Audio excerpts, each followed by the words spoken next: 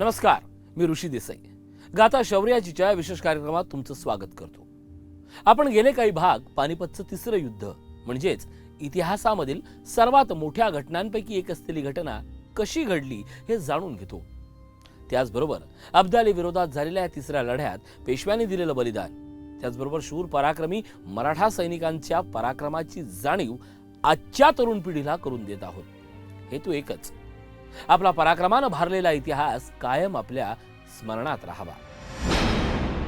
सध्या आपण जगप्रसिद्ध अशा पानिपतच्या युद्धाबद्दल जाणून घेत आहोत. मागील भागात होळकरांचं सैन्य आणि अफगाणी सैन्य या जीवघेणा पाठलाग सुरू होता आणि अखेर 4 मार्च 1760 रोजी सिकंदराबाद येथे होळकरांचं मराठा सैन्य आणि अफगाण सैन्यामध्ये चकमक होऊन या लढाईत मराठ्यांचा पराभव झाला. या युद्धावेळी सपाट मैदानावर गनिमी काव्याची युद्धनीती कामी येत नाही हे मराठ्यांच्या लक्षात आलं. पण कितीही निराशा हाती आली तरी मागे हटणं मराठ्यांच्या रक्तात नव्हतं. मराठ्यांचा प्रत्येक सरदार आपापल्या परीनं प्रयत्नांची शिकस्त करत होता. सदाशिवराव भाऊ सुद्धा मजल दरमजल करत 4 एप्रिल 1760 रोजी बुऱ्हाणपूर इथं येऊन पोहोचले.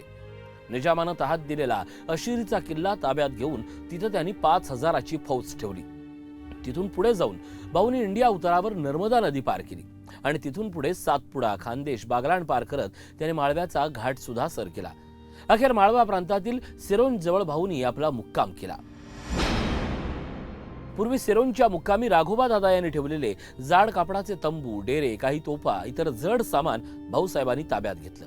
दुसरीकडे अब्दाली सुद्धा शांत बसला नव्हता. त्याची कारस्थानं चालूच होती. अंतर्वेदीतून मराठे गेल्याचं पाहून अब्दालीनं अलीगड शहर काबीज केलं. तिथे जाटाने रामगड नावाचा किल्ला बांधला. तो किल्ला अब्दालीनं 2 आठवडा लढून 26 मार्च 1760 रोजी काबीज केला. त्याच वेळी स्वतःचा बचाव करण्यासाठी जाटाने दरवर्षी 45 लाख रुपये खंडणी देण्याचं अब्दालीला कबूल केलं. या लढाईत जाटांचे अंतर्वेदीतलं राज्य आता संपलं होतं. पठाणांनी सुद्धा मे महिन्यात दुआबातील बहुतेक ठाणी ताब्यात घेतली. मात्र इटाव्याचं ठाणं गोविंदपंत बुंदेले लढवत होते. गोपाळराव बर्वे दक्षिण दुआबात त्यांची फौज सांभाळून होते. तर दुसरीकडे नजीब खानानं त्याच्या खेळ्या सुरू केल्या. यावेळी दक्षिण मराठ्यांविरोधात उत्तरेतील संस्थानिकांना एकजूट करण्याचा डाव त्यानं आखला. मराठ्यांचा आक्रमक पवित्रा आणि उत्तरेतील राजकारणातील मराठ्यांचा वाढता हस्तक्षेप, शिवाय ते वसूल करत असलेल्या चौथाईमुळे उत्तरेतील बहुतांश राजवट ही मराठ्यांवर नाराज होती. परिणामी नजीबच्या या एकजुटीच्या डावाला यश मिळालं. एरवी हाडवैरी असलेले रामपूरचे हाफिज रहमत खान, तुंदे खान ही गंगेपारची रोहिला मंडळी आतापर्यंत तटस्थ होती. त्यांचं मतपरिवर्तन करण्यासाठी नजीब खानानं आणखीन एक मोहरा उभा केला. तो म्हणजे शाहवल्ली उल्हा देहलवी. मराठ्यांचा कट्टर विरोधक असलेल्या शाहवल्ली उल्हानं धर्माच्या नावाखाली मराठ्यांच्या विरुद्ध सगळ्यांना एकजूट केलं. त्यासोबत नजीबांचा धर्मगुरू कुतुबशाह काझी इद्रिस याच्यासारखी मंडळी ध्रुवीकरण तर करत होतीच. याचा परिणाम म्हणजे आतापर्यंत तटस्थ असलेले रामपूरचे रोहिले सरदार हाफिज रहमत खान आणि धुंदे खान यांना धर्माचा आदेश म्हणून अफगाण पक्षात सामील झाले. अब्दाली हिंदुस्थानात येण्याआधीपासूनच नजीब खान आणि अयोध्येचा नवाब सुजा-उद-दौला याला मराठ्यांच्या विरोधात आपल्या बाजूने वळवण्याचा प्रयत्न करत होता. सुजा शियापंथी म्हणजे जहाल राजकीय मताचा असल्यानं नजीब खान बद्दल त्याच्या मनात मुळीच प्रेम नव्हते. पण तरीही नजीबने त्याला, हे मराठे तुम्हाला संपवतील, तुमच्या राज्यातील हिंदुत्ववादी स्थानांवर त्यांचा डोळा आहे, म्हणून तुम्ही मला मदत करा. आपल्या कौमसाठी आपण सगळे एकत्र येणं गरजेचं आहे. आपण सर्व मिळून मराठ्यांचा काटा काढू आणि हे संकट कायमचं दूर करू. नजीबनं असं बोलून सुजा-उद-दौला भुरळ पाडली. याशिवाय मुघल बेगम मल्लिकाए जमानी हिने सुद्धा शुजाला अब्दालीच्या पक्षात आणण्यासाठी बराच खटाटोप केला होता. पण शुजाच्या आईचा म्हणजे सदरुनिसा बेगम हिचा शुजानं अब्दालीला जाऊन मिळावं या गोष्टीला विरोध होता.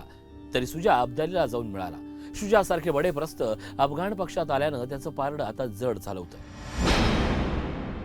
हाफिज रहमत खान, धुंदे खान यासारखे रोहिले सरदारही आपलं सैन्य जमून अब्दालीचं संख्याबळ वाढवत होते. त्याचसोबत अहमद खान बंगशी अब्दालीला जाऊन मिळाला. तेव्हा त्याचं अब्दालीनं जय्यत स्वागत केलं. आता दोन्ही बाजूला मोठी फौज उभी राहिली होती आणि हत्तीवर शाही नौबत वाजवली जाऊ लागली. नजीबच्या आमंत्रणानं परदेशातून आलेला अहमद शाह अब्दाली आता हिंदुस्थानचा शत्रू न राहता हिंदुस्थानातील इस्लामचा जणू रक्षणकर्ताच बनला होता. या आधीच्या मोहिमेत अब्दाली उन्हाळ्यात पुन्हा मायदेशी परतला, पण यावेळेस मात्र जेव्हा दक्षिणेतून मराठ्यांची जंगी फौज निघाली, ही बातमी नजीब खानाला कळली तेव्हा नजीब पुरता घाबरला होता. त्याने अब्दालीला गळ घातली. यंदा तुम्ही जर परत गेले तर मराठे दिल्लीचा ताबा घेऊन इथल्या रोहिल्यांचा सर्वनाश करतील, म्हणून यावेळी उन्हाळ्यात इथं छावणी करून राहा. तुमचा जो काही खर्च असेल तो आम्ही पुरवू.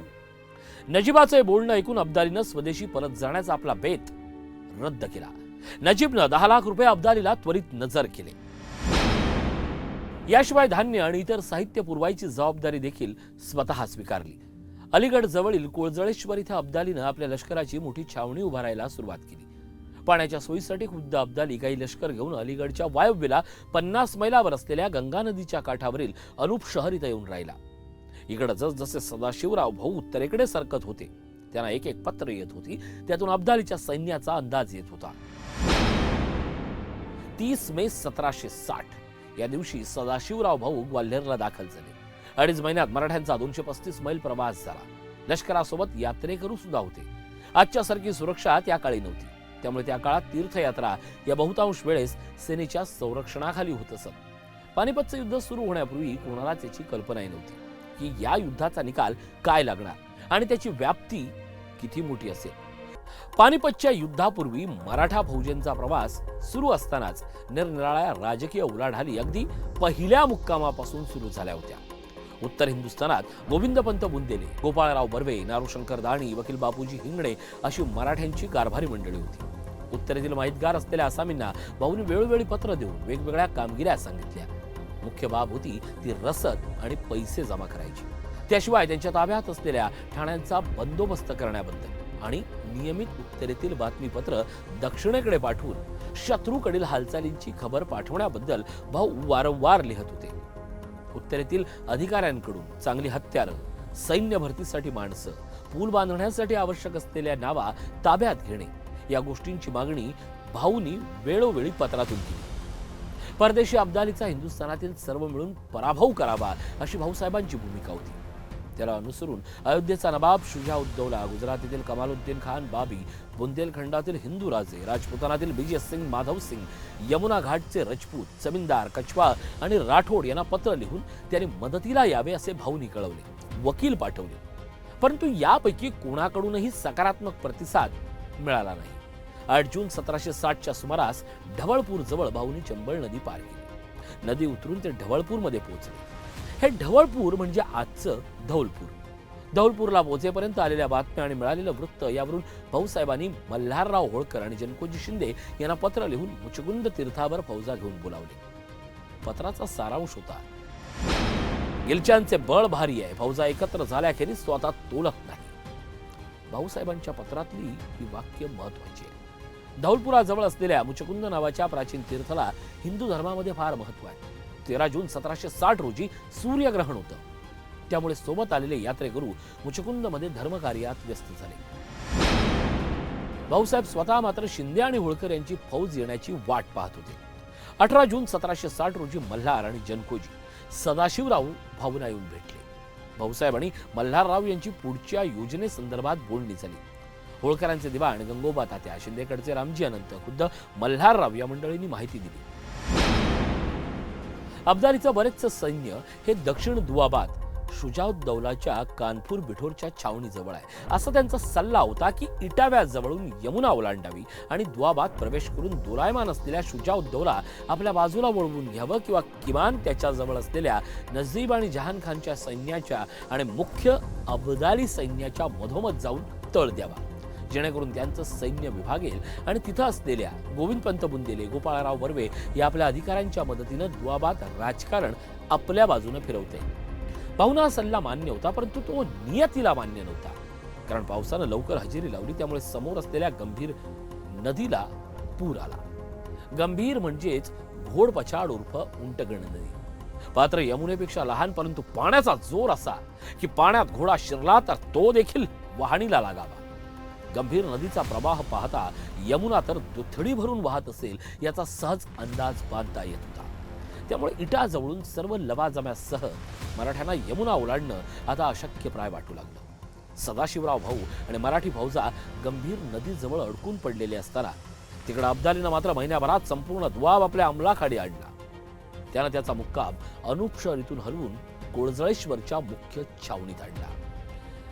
अब्दालीची फौज कोळजळेश्वर आणि त्याच्या आसपास असलेल्या 50 मैलांवर पसरली.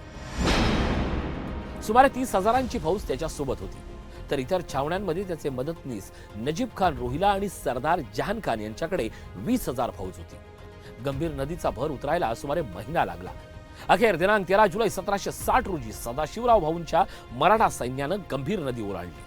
आता मागे वळून पाहताना वाटतं की मुचकुंद तीर्थावर वेळ गेला नसता किंवा या इटाव्याचा प्रस्ताव किंवा माहिती जर आधीच आली असती तर कदाचित मराठ्यांनी वेळेत मार्ग बदलून यमुना पार केली असती आणि कदाचित यामुळे पानिपतच्या युद्धाचा निकालही बदलला असता. पण इतिहासात जरतरची गणितं कधीच नसतात. इथं फक्त वास्तव कथन केलं जातं. पावसाचा जोर कमी झाल्यावर 14 जुलैला सदाशिवराव भाऊ आग्र्याला येऊन पोहोचले. इथून पुढे जाटांचा मुलूक लागणार होता. राजे सूरजमल जाट हे जाटांचे महाराज, उत्तरेतील मोठं बडं प्रस्थ. आपल्या 24 भावांची चुरस करून त्यांनी ही गादी मिळवली. जाटांचा प्रदेश दिल्ली, जयपूर, आग्रा, मथुरा या मोठ्या हमरस्त्याच्या परिसरात होता. त्यांची मैत्री असणं मराठ्यांचं यावेळी गरजेचं होतं. जाटांच्या मुलखात उपद्रव न देण्याची सक्त ताकीद भाऊंनी लष्कराला दिली. जाटांचा रामगड किल्ला अब्दालीनं जिंकला, त्यामुळे त्यांचं अंतर्विधीतील राज्य गेल्यानं सूरजमल जाट निर्धारानं मराठ्यांना सामील झाले. उभ्या हिंदू राज्यात फूट पडलेली दिसत असताना सूरजमल जाटच्या आगमनानं मराठ्यांना आशेचे किरण दिसू लागले. अब्दाली यावेळी कोळजळेश्वर येथे छावणी करून होता. शुजाउद्दौला यावेळी बिठूर कानपूरच्या परिसरात होता. शुजाचं सैन्य आणण्यासाठी जहान खान आणि नजीब खान कानपूरला गेले होते, ते तिथेच होते. भाऊसाहेबांनी पुन्हा ठरवलं, आग्र्याजवळ आपण नावाचा पूर बांधून यमुना ओलांडायची. अब्दाली आणि नजीब यांच्यामध्ये जाऊन दोघांना एक पासून वेगळं करायचं आणि मग एकट्याला गाठून त्यांचा पराभव करायचा. पण यमुनेचं पाणी उतरायला तयार नव्हतं. पूल तयार करायला आवश्यक तेवढ्या नावा मिळेना. पुन्हा बेत फसला. निसर्ग मराठ्यांच्या संयमाची परीक्षा घेत होता. अशा वेळी सुद्धा अफगाण आणि मराठे दोघेही शुजाला आपापल्या पक्षात घेण्यासाठी अतोनात प्रयत्न करत होते. शुजानं दरबारातील मुत्सद्दी आणि स्वतःच्या आईचा सल्ला डावलून अफगाण पक्षात जाण्याचा निर्णय घेतला. यावेळी भाऊंना यमुना नदी ओलांडता आली असती तर कदाचित शुजा मराठ्यांच्या पक्षात आला असता आणि युद्धाचा निकालही बदलला असता. अखेर 18 जुलै रोजी शुजाउद्दौलानं आपल्या सोबत 4000 निवडक स्वार आणि 20 तोफा घेऊन नजीब खान सोबत अफगाणच्या छावणीत प्रवेश केला.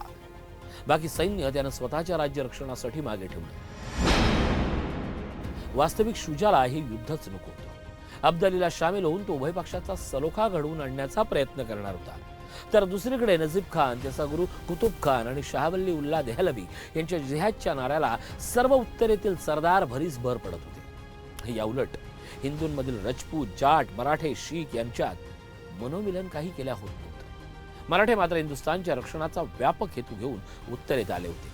परंतु दुखावलेल्या राजपुतांकडून आणि धर्माच्या बंधनात अडकलेल्या मुस्लिम सरदारांकडून त्यांना मदत मिळत नव्हती. या सगळ्या अडचणींवर मात करून युद्धासाठी सज्ज होणाऱ्या मराठा फौजांना यमुना नदी ही वाट देत नव्हती. म्हणून शेवटी द्वाबात जाऊन अब्दालीला गाठण्याचा बेट सदाशिवराव भाऊंनी सोडून दिला आणि आता भाऊंनी दुसरा बेट ठरवला, तो म्हणजे राजधानी दिल्लीत सर करण्याचा. याकूब अली खान हा अफगाण सरदार आणि नजीब खानचे प्यादे दिल्लीत सांभाळत होते. नदीतून पलीकडे जाण्याची वाट नव्हती, म्हणून नदीच्या अलीकडेच राहून राजधानी शहर दिल्ली सर करावी, तिथे तळ द्यावा असं भाऊसाहेबांनी ठरवलं. राजे सूरजमल जाट आणि जुने वैर विसरून त्यांच्या आश्रयाला असलेला वजीर इमाद मुल गाझीउद्दीन या दोघांनाही हेच हवं होतं. कारण स्वतः सूरजमल यांना दिल्लीचा ताबा हवा होता, तर इमादला पुन्हा वजीरी हवी होती. शिवाय दुसरा काही मार्ग समोर नसल्यामुळे आता दिल्ली सर करण्याशिवाय काहीच पर्याय समोर उपलब्ध नव्हता. म्हणून सदाशिव भाऊच्या नेतृत्वाखाली मराठी फौजा दिल्लीच्या दिशेनं वळल्या. प्रत्यक्ष पानिपतचं युद्ध सुरू होण्यापूर्वी दिल्लीत काय घडलं हे जाणून घेऊया गाथा शौर्याच्या पुढच्या भागात. पण तुम्ही कुठेही जाऊ नका, पाहत राहा लोकशाही.